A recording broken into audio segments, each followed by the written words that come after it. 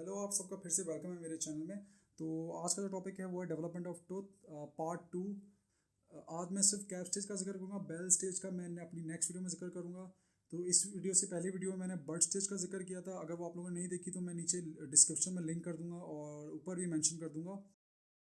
तो बेसिकली मैंने जैसा लास्ट स्टेज में बताया था कि जो हमारा टूथ बर्ड होता है वो हमारी प्रोलिफरेशन जारी रखता है, और जो हमारा एक्टोमेसेंकाइमल सेल्स होते हैं वो उसके अराउंड कंडेंसेशन अपनी कंटिन्यू रखते हैं।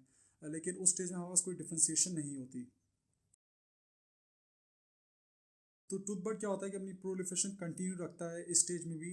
और अपने इसके जो सेल्स होते हैं वो डिवाइड होते रहते हैं कंटिन्यूसली। जैसे जैसे डिवाइड होते जाते हैं तो ऊपर अपने साथ ही डेंटल लेमिना का एक स्ट्रक्चर नीचे खींच लाता है, और उस स्ट्रक्चर को हम लोग कहते हैं लेटरल लेमिना।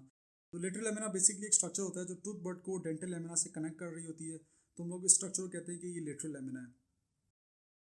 तो इस स्टेज में बेसिकली होता है ये कि जो हमारा टूथबर्ड होता है वो एक कैप की शेप अज्यूम कर लेता है। तो हमें ऐसा लगता है कि जो एक कैप रेस्ट कर रहा है बॉल ऑफ एक्टोमेसेंकाइमल सेल्स के, जो बॉल जो होती है वो उस कैप के अंदर होती है, और जो ऊपर कैप होती है वो हमारा टूथबर्ड से बनी हुई होती है। तो इसमें हम लोग इसीलिए स्टेज को हम लोग कहते हैं कैप स्टेज। अब इस स्टेज में क्या होता है कि हमारे पास आइडेंटिफिकेशन पॉसिबल होने लग जाती है फॉर्मेटिव और सपोर्टिंग स्ट्रक्चर्स की। अब थोड़ी बहुत हमें डिफ्रेंसिएशन पैदा होने लग जाती है स्टार्ट ऑफ कैप स्टेज में। अब होता ये है कि जो ऊपर कैप स्ट्रक्चर जो मैंने बताया, जो बॉल ऑफ एक्टोमेसेंकाइम पर बैठा हुआ है, इसको हम लोग कहते हैं एनामल ऑर्गन। सिर्फ इस स्ट्रक्चर को हम लोग कहते हैं, जो कैप लाइक स्ट्रक्चर है, सिर्फ इसको हम लोग कहते हैं एनामल ऑर्गन, क्योंकि ये फ्यूचर में आपका एनामल बनाएगा। जो नीचे बॉल ऑफ एक्टोमेसेंकाइमल सेल्स होते हैं जिस पर ये कैप रेस्ट कर रहा होता है, उसको हम लोग कहते हैं डेंटल पेपिला, क्योंकि ये आपका इवेंचुअली डेंटीन और पल्प को बनाएगी। इस बॉल ऑफ कंडेंस्ड एक्टोमेसेंकाइमल सेल्स के अलावा भी हमारे पास एक्टोमेसेंकाइमल सेल्स होते हैं जो बॉल के नीचे और सराउंडिंग में एनामल ऑर्गन के आसपास होते हैं। उनको हम लोग कहते हैं डेंटल फॉलिकुलर सेल्स और डेंटल सैक। ये आपका इवेंचुअली बनाएंगे सपोर्टिंग स्ट्रक्चर्स ऑफ टूथ, यानी आपके जो पीडीएल वगैरह हैं ये सब बनाएंगे। तो हमारे पास टोटल 3 स्ट्रक्चर होते हैं। एक एनामल ऑर्गन जो कैप लाइक स्ट्रक्चर होता है, जो आपका इवेंचुअली एनामल बनाएगा। दूसरे नंबर पर आपका बॉल ऑफ कंडेंस एक्टोमेसेंकाइम जिस पर ये कैप रेस्ट कर रहा होता है, ये आपका इसको हम लोग कहते हैं डेंटल पेपिला। ये आपका डेंटल डेंटीन और पल्प को बनाएगी। और तीसरे नंबर पर हमारे पास होते हैं एक्टोमेसेंकाइमल सेल्स जो सराउंड कर रहे होते हैं एनामल ऑर्गन को, और डेंटल पेपिला के नीचे और उसके आसपास होते हैं। इनको हम लोग कहते हैं डेंटल फॉलिकुलर सेल्स। ये आपके इवेंचुअली सपोर्टिंग स्ट्रक्चर्स को बनाएंगे। अब इन तीनों स्ट्रक्चर को हम लोग मिला के डेंटल ऑर्गन या टूथ जम कहते हैं, क्योंकि ये तीनों स्ट्रक्चर ही आपका टोटल टूथ बनाएंगे। जैसे मैंने बताया कि एनामल भी बनाएंगे, डेंटीन भी, पल्प भी, और आपके सपोर्टिंग स्ट्रक्चर्स भी। तो हम इन तीनों को मिला के डेंटल ऑर्गन या टूथ जम भी कह सकते हैं। तो अब आगे जो भी मैं रेफर करूंगा वो मैं टूथ जम के नाम से रेफर करूंगा। तो टूथ जम का मतलब है मैं इन तीनों स्ट्रक्चर्स की बात कर रहा हूँ।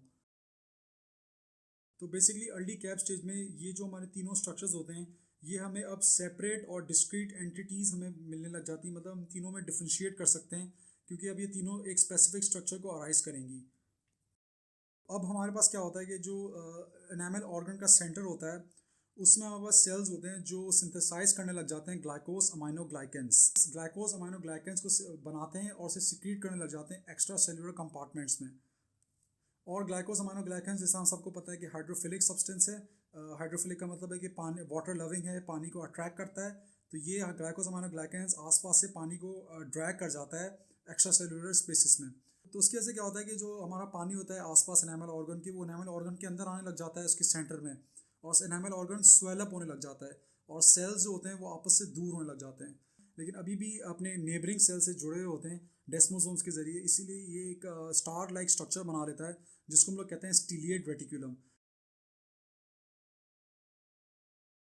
अब यहाँ पर एक और इंपॉर्टेंट चीज़ होती है, जो हम लोग हिस्टोलॉजिकल सेक्शन देखते हैं मोलर कैप स्टेज की, तो हमें एक और स्ट्रक्चर नज़र आता है जिसको हम लोग कहते हैं एनामल नॉट। ये बेसिकली एक स्ट्रक्चर होता है, क्लस्टर होता है नॉन डिवाइडिंग एपिथेलियल सेल्स का।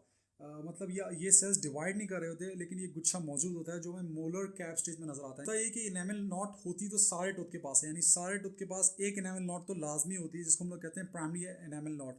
यानी इंसाइजर्स हो या केनाइन हो या मोलर हो, एक एनामल नॉट तो लाजमी होती है। उसको हम लोग कहते हैं कि ये प्राइमरी एनामल नॉट है।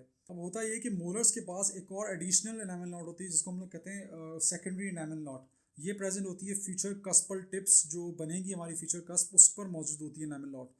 तो इस यही वजह है जो हमें मोलर के कैप स्टेज में नज़र आती है, सही तरह क्लियरली नज़र आ जाती है, लेकिन जो दूसरे टूथ होते हैं उनकी कैप स्टेज में हमें इतनी क्लियरली नज़र नहीं आती, क्योंकि मोलर्स के पास सेकेंडरी एनामल नॉट भी मौजूद होती है। तो इसीलिए हमें इसमें ज़्यादा क्लियर नज़र आती है हिस्टोलॉजिकल सेक्शन में। लेकिन मौजूद सब में होती है, जैसे मैंने बताया कि प्राइमरी एनामल नॉड मौजूद सब में होती है, लेकिन मोलर्स के बाद एडिशनल सेकेंडरी एनामल नॉड होती है, हमारे फ्यूचर कस्पल टिप्स में मौजूद होती है। तो ये पोस्टुलेटेड है कि एनामल नॉड का फ्यूचर कस्पल फॉर्मेशन में इसका रोल हो सकता है, क्योंकि ये कस्पल टिप्स पे मौजूद होती है मोलर्स की, तो इसीलिए हम लोग कहते हैं कि इसका कस्पल फॉर्मेशन में रोल हो सकता है। यहाँ पर हमारा कैप स्टेज खत्म हो जाता है। अब नेक्स्ट वीडियो में मैं बेल स्टेज को जिक्र करूँगा, और अगर हो सके तो रूट फॉर्मेशन भी उसी में इंक्लूड कर दूँ, या अगर हुआ तो मैं रूट फॉर्मेशन नेक्स्ट वीडियो में एक और वीडियो बनाऊंगा, उसमें रूट फॉर्मेशन को एक्सप्लेन करूँगा। फिलहाल ये कि मैं बेल स्टेज अपनी नेक्स्ट वीडियो में बताऊँगा। आप सबसे अब नेक्स्ट वीडियो में मुलाकात होगी। अपना ख्याल रखिएगा। Good bye.